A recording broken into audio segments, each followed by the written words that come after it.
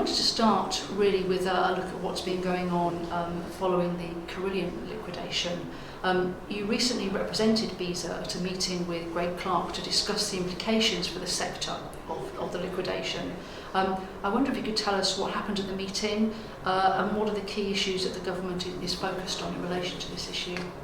So BESA were asked to go in because we also Crown Commercial Services and Cabinet Office SME business advisors, as well as representing 46% of the supply chain in terms of the construction sector, and because we've got an offering and a vested interest in the FM sector. So we were asked into the ministerial meetings on that basis.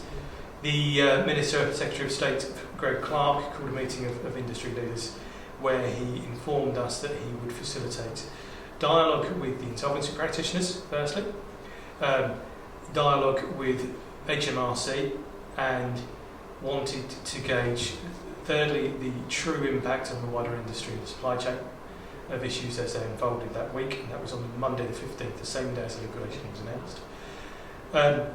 And thirdly, that he wanted to make sure that the lenders were empathetic as this crisis unfolded within the industry.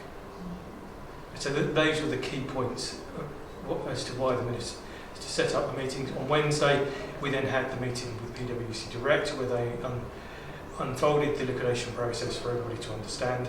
I'm afraid that is where the elephant in the room was confirmed, which was that unsecured creditors would not be given any specific dispensation from the conventional insolvency system, whereby they had to line up for what is left after the others have taken their priority cut, which unfortunately on a conventional construction insolvency is about £6 back in the pound, and the scale of this may mean it's even less, which is a real shame.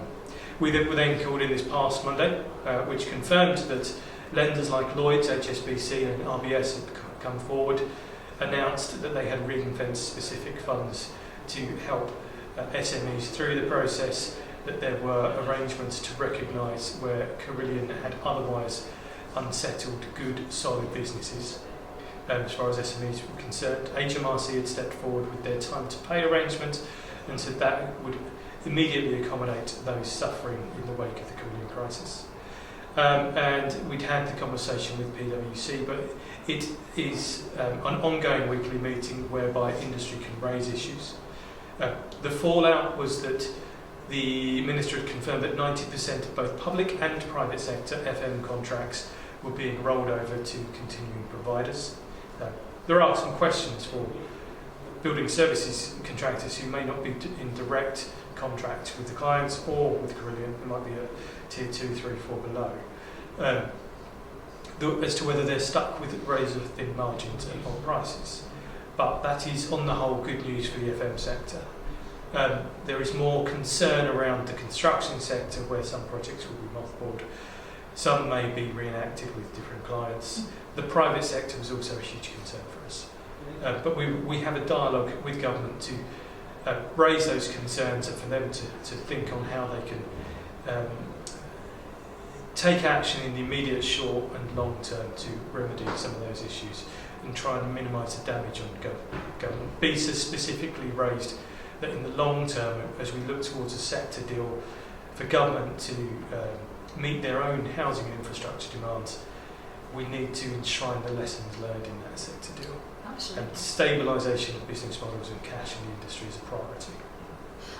You've answered my second question, but I did want to ask if BESA members have any questions, can they get in touch with the association directly? Of course. We've actually taken the view that because of the seismic scale of this catastrophe, our webpage on Carillion is open to all. This isn't one of those. We obviously, our members pay to be part of our institution, and therefore they don't particularly like it if we give things away to non-members free. But in this instance, I think it is of concern to us and the loss of capability and capacity across the sector, such that we've made that advice, guidance, and those updates as the political events unfold, open to all members and non-members alike. Yeah, that's excellent. As someone who's spent many years working in construction law, as I know you have, Do you think that the proposed Aldous Bill can help to solve the problems associated with abusive retentions in our sector? So not just the Carillion issue, but the wider holding on to retentions? Yes, I do. It adds objectivity and mutual security over the cash that's kept in retentions. You do need to understand what retentions is. It's a method of security against defects. We support abolition of the whole thing.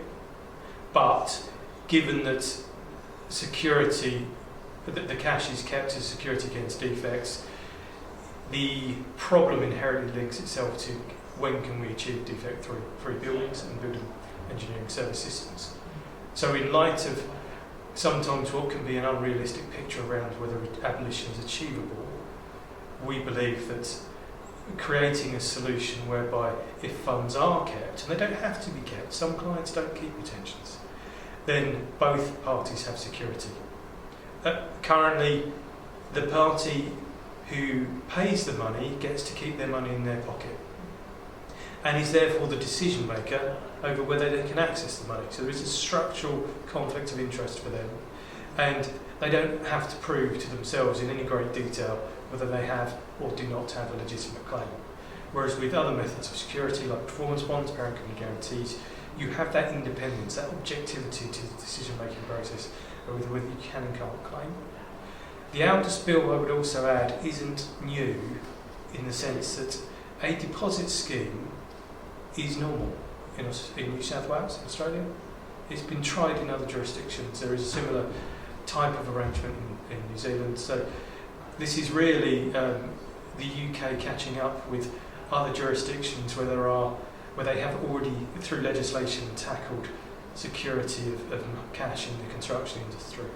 US has lien waiver systems, Germany has another system, and so on and so forth. Excellent. Okay, thank you for that.